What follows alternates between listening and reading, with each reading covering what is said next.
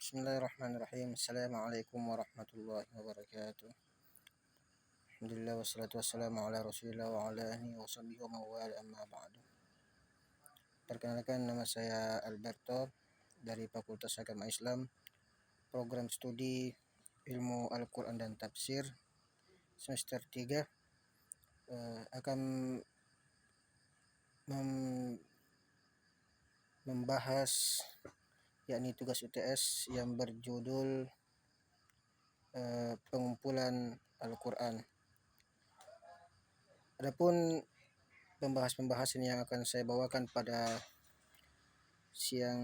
malam hari ini, yakni yang pertama pemeliharaan Al-Quran pada zaman Nabi, yang kedua adalah pengumpulan di masa Nabi dan setelah wafatnya, dan pembahasan selanjutnya ini pengumpulan pertama pada masa Zaid ibn Sabit, dan yang selanjutnya itu bentuk dan kandungan Mushaf Pra-Utsmani. Baik, di sini saya akan menjelaskan satu persatu tentang pengumpulan Al-Quran. Nah, yang pertama itu tentang pemeliharaan Al-Quran pada masa Nabi Muhammad SAW. Pada masa Nabi ini, pengumpulan ayat-ayat Al-Quran dalam bentuk hafalan merupakan metode yang dominan dibandingkan dengan metode tulisan. Nah, hingga hafalan itulah yang menjadi pegangan umat Islam dalam penulisan Al-Quran. Akan tetapi, upaya penulisan ayat-ayat Al-Quran pada masa itu tetap berjalan ya teman-teman sekalian. Yang penulisannya dilakukan oleh para sahabat pilihan atas perintah Nabi Muhammad SAW. Dalam hal ini, setiap Nabi selesai menerima ayat-ayat Al-Quran yang diwahyukan kepadanya, Nabi memerintahkan kepada para sahabatnya untuk menuliskannya, di samping juga menghafalkannya. Penerbitan dan susunan ayat-ayat Al-Quran langsung diatur oleh Nabi Muhammad SAW sendiri berdasarkan bimbingan dari Jibril alaihissalam yang menjadi pesuruh dari Allah Subhanahu wa taala.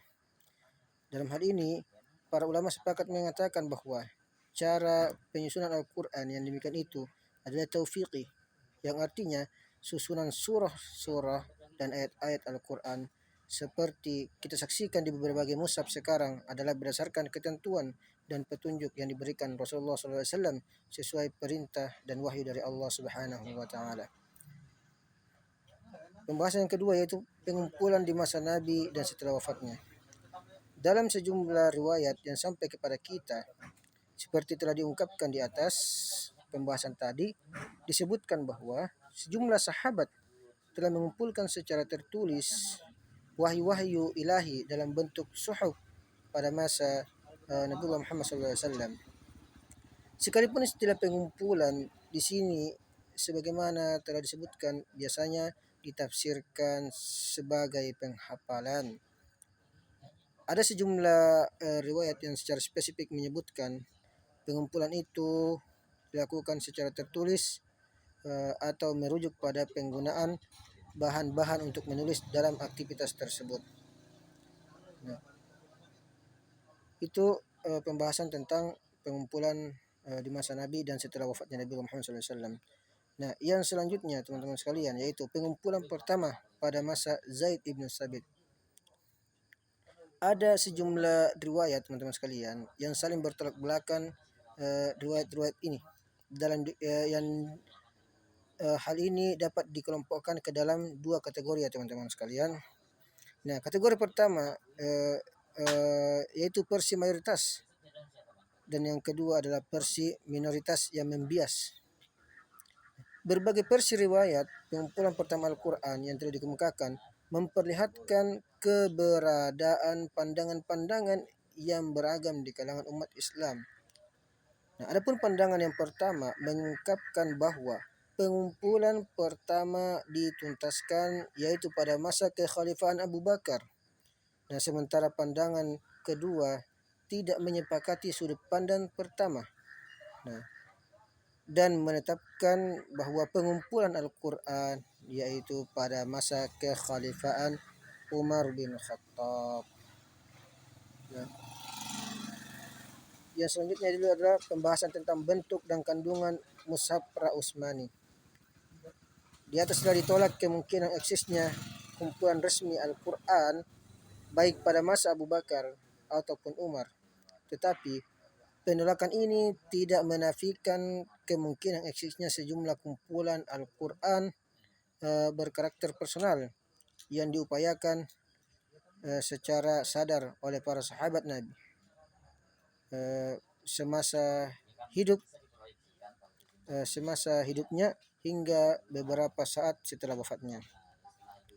Nah, gambaran umum yang diperoleh tentang keadaan salinan-salinan Al-Quran setelah wafatnya Nabi memang sangat menyedihkan teman-teman sekalian, karena tidak hanya tercerai-berai dan tidak teratur, tetapi salinan-salinan itu juga ditulis di atas bahan-bahan yang berbeda teman-teman sekalian dan sangat sederhana.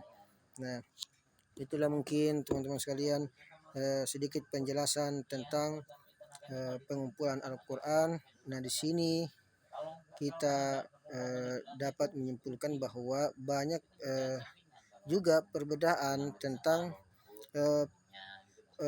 pengumpulan Al-Quran tersebut.